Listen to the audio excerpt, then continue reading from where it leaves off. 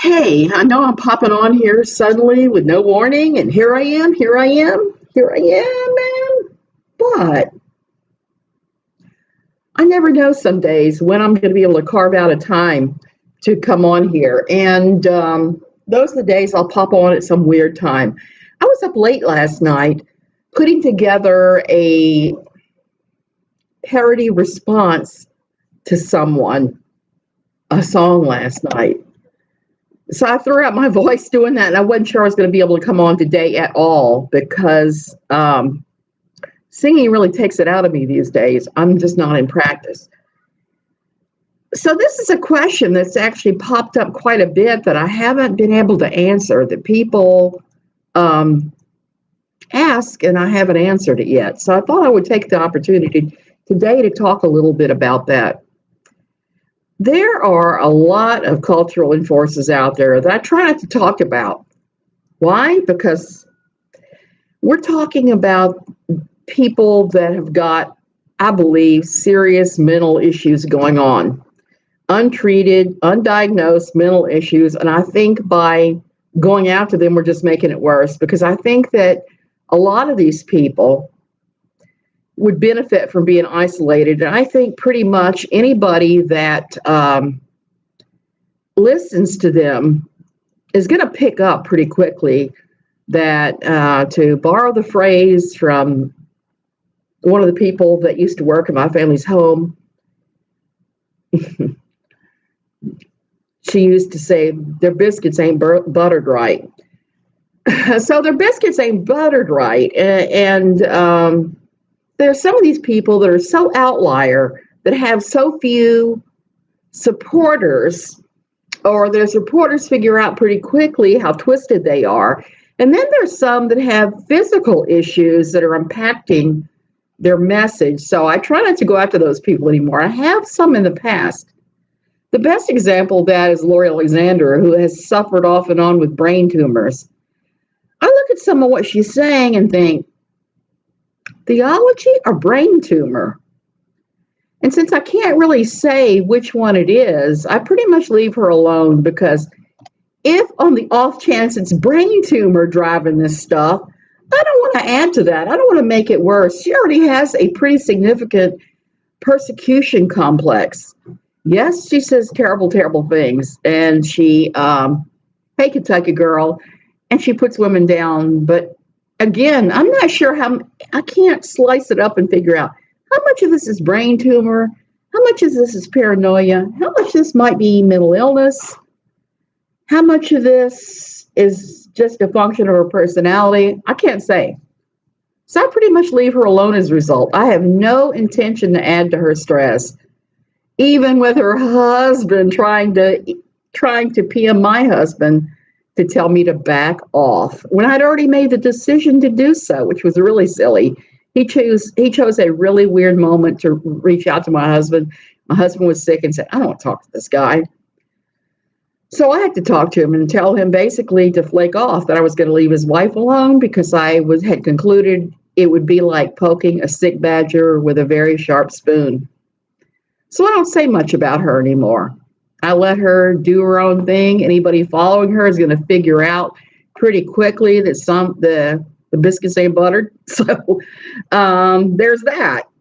So I try to leave her alone. And she has some unusual followers that will harass you to death if you do cover her. So it really makes a difference. There are guys like Keith Ince, who goes by the name of, well, I'm not going to tell you his name because I don't want to add to it. I was just thinking I probably should have used his internet name, not his real name. Okay, the reason I don't follow this guy, even though he says some outrageous things, he calls women the B word, the W word. The reason that I don't follow him is you're looking at him calling women the B word, the C word, the W word, all the while screaming about Jesus. And you're going, wait a minute.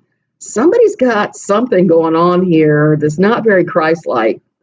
So I don't follow him or report on him anymore either, even though I did a few times. Again, poking that sick badger with a sharp spoon. One that I do sometimes cover, but not with the same fervor I used to cover him with, is Larry Solomon. Now, Larry Solomon runs this really funny little website. Well, he's got a series of them actually now, called Biblical Gender Roles, in which he teaches things and brags on things like, he says you're supposed to force your wife to have sex with you, even if she says no. But if you look at her crying face while you're having sex with her, you are sinning. So it's all women submit 100%. Be a man's walking, talking, cooking, cleaning sex robot all the time with enthusiasm. How can you be enthusiastic when you're being treated like a doormat all the time? You're being treated like you're not beloved or cherished in any way, shape, or form. You're no different than the household appliances. You're like the dishwasher or maybe the refrigerator. So Larry's thing is that women are supposed to, mostly it has to do with sex. And he likes to say that because the Bible has polygamy, there should be polygamy in the United States. He talks about controlling your wife by using means such as withholding their medicine when they're sick. He says he's done that to his wife a few times, her pain meds. Withholding any kind of financial support, even to the point of not buying groceries and providing basic things. He has said so many horrible things that when information fell into my hands from someone else about who he actually was, and I went and looked him up and looked up where he lived and all that, I just busted out laughing, because I'm just going to say this without revealing who he is. Larry talks a good game, but Larry is full of BS. It's interesting. Lori Alexander and Larry used to have a mutual admiration society. And you've heard the old phrase, birds of a feather flock together. I can say that is definitely true in that case. Well, recently they had a big falling out, and I was just kind of sitting on the sidelines laughing. Larry is the cray. Larry has like a biblical sex site now, which is really scary if you want to read Larry's thoughts on how your wife is supposed to give up all the weird sex you could ever desire. Larry thinks porn is okay, which even I don't even think porn is okay most in all circumstances. Some couples, porn works for them. Some couples, it does not. And the thing I have against porn is the same thing I have against sex work. It's okay if this is what you've chosen freely to do this. If you've chosen, hey, Prairie, if you've chosen sex work or porn work or whatever, freely without coercion, go for it. More power to you. If, by chance, I'm going to turn this off, I'm freezing, you have been coerced in it, somebody's drugged you to start doing that, or you're being exploited in any way, shape, or form, then that's not good. I think that really sucks, okay? And I think there needs to be more accountability in that industry. And I think that, and hold on to your horses, I think pornography needs, not pornography, I think that so much of, well, it needs to be regulated too, but I think prostitution needs to be regulated. I think you need to be registered and tested and be there of your free will and have protections. I really do. That's what you want to do with your life, and you've freely chosen this without being exploited, then you deserve protections. That's one thing I like about living in Costa Rica. Prostitution is legal as long as you are in a registered house of ill repute. If you're in a registered brothel and you're getting tested, you are protected by the law, and those sort of things are going on. It's a better situation. Is it still perfect? No, I still hear horror stories of girls from places like El Salvador that are forced into this because the whole family is starving. But it is a better solution than having everybody on the street doing it and getting exploited and beat up and killed and various things. How many times have we seen serial killers of the U.S. kill off ladies of the night? A tremendous amount. No protections, no safety. Many times they end up as a preferred target of abusive men in all ways, shapes, and forms.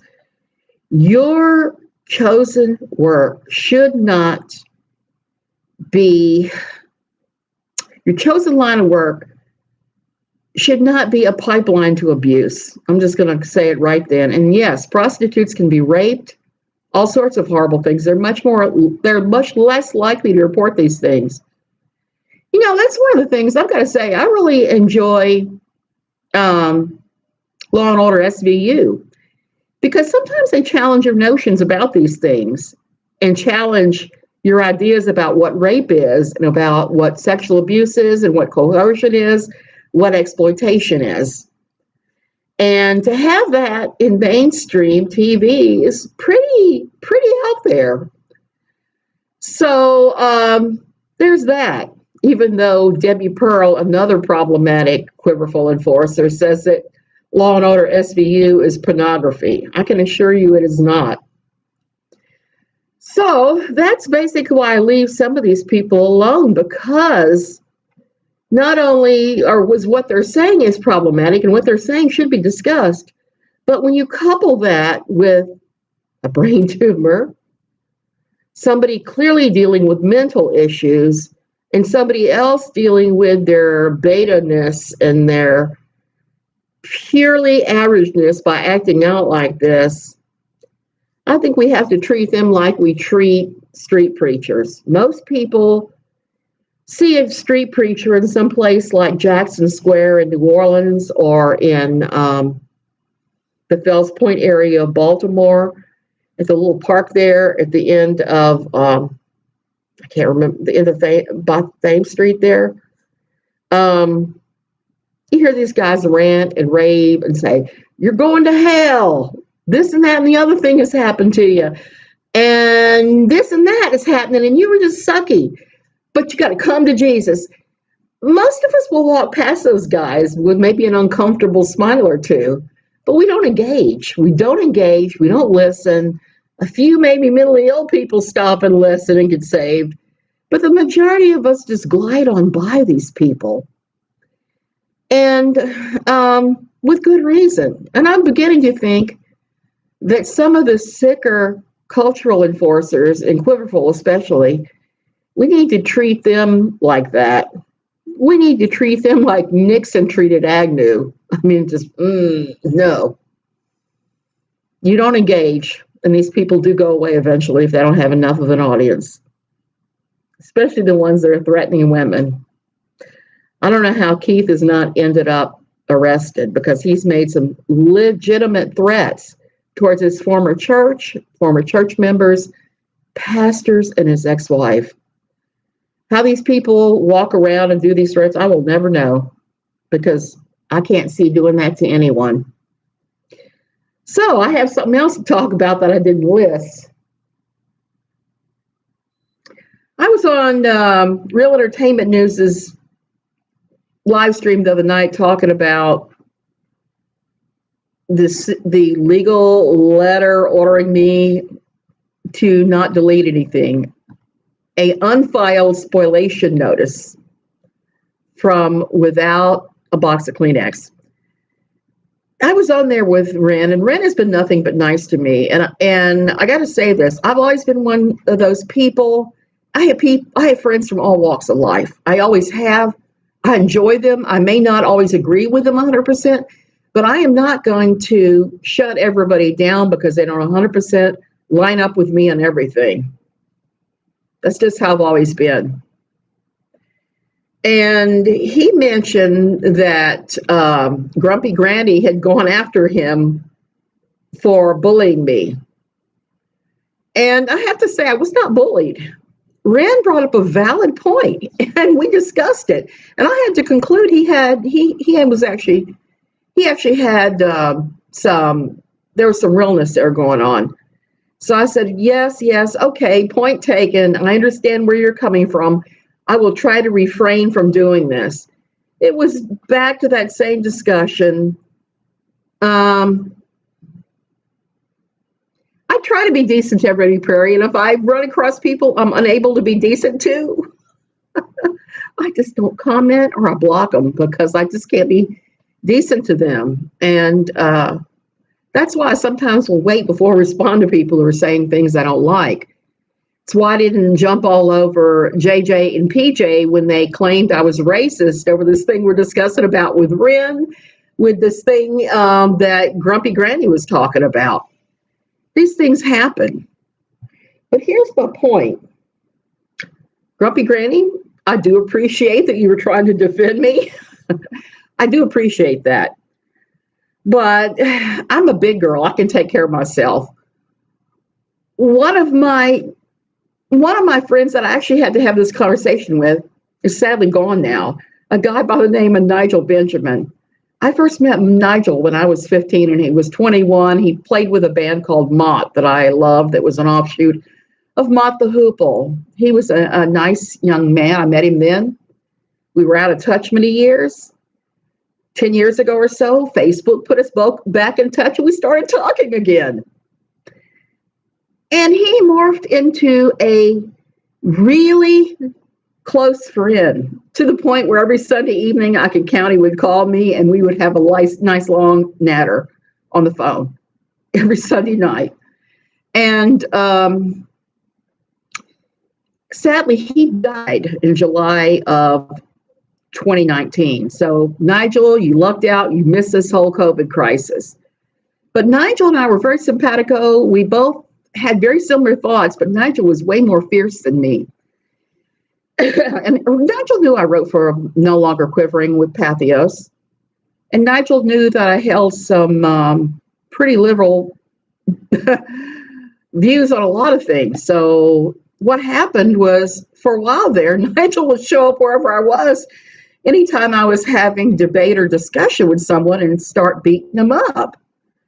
And I actually had to tell him, Nigel, darling, I love you as a friend, but please knock it off.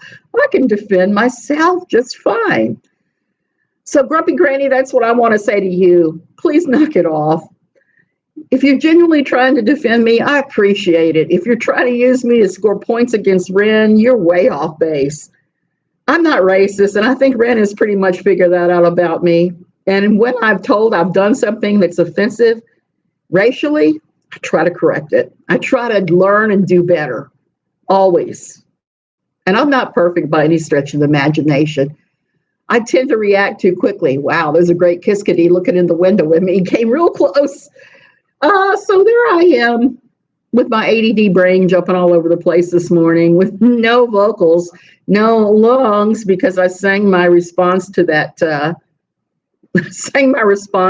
along with Dottie and Reg's Rhetoric. We all did videos replying to our letters that were unofficial spoliation notices. So I really bunged up my voice. One thing it tells me is I need to start doing my vocal exercises again, and I need to start singing daily. Because it would help my voice. It would help me to be able to talk longer here. It would help my asthma. I've just gotten lazy with COVID because I'm not singing weekly. I'm not doing that stuff. And I can really tell the difference. Now, as getting old, I've lost some high notes. I've seriously lost some high notes. And I discovered that yesterday when I did the video and I did Let It Go, and there's a section where all the notes are way too high for me. I'm straining to reach them and going all pitchy, which bothers me. I like to be right on the money. I like to hit the note sharp, not waver, and be loud. I'm loud when I sing. So there's that. So you guys have a wonderful day. I'm going to go ahead and go because my voice is going because I abused it last night trying to get enough rehearsal in to get this dumb video done. And if you haven't seen the video, if you follow me on Twitter, it is linked there because it's unlisted on YouTube. And YouTube immediately told me, used copyrighted material. Yes, I did. I used a karaoke version, and I don't doubt that the Disney Corporation is going to come slap me on the wrist for what I did with their Let It Go. I just used a verse, a chorus, and a bridge. So they can't claim that I used it all. Okay, you guys, I'll be back tomorrow. I don't know what I'll talk about. Something interesting. I'll try to come up with something. You guys have a wonderful day.